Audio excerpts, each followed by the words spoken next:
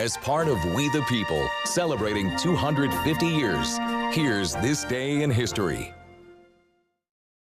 We are continuing our We the People series, and that includes talking about this day in history, a special day for the Girl Scouts, Charlie. Yeah, on this day, March 12th, back in 1912, the first meeting was held for the Girl Guides of America, what would eventually become the Girl Scouts. Juliette Gordon Low wanted to encourage girls to get out of the house and be active. She imagined a movement where all girls could come together to embrace their unique strengths and passions. Her first meeting was in Savannah, Georgia, and with 18 girls. News of the Girl Guides quickly spread, and by the next meeting, 108 girls had signed up. By the year 1915, the organization had grown to include 5,000 girls.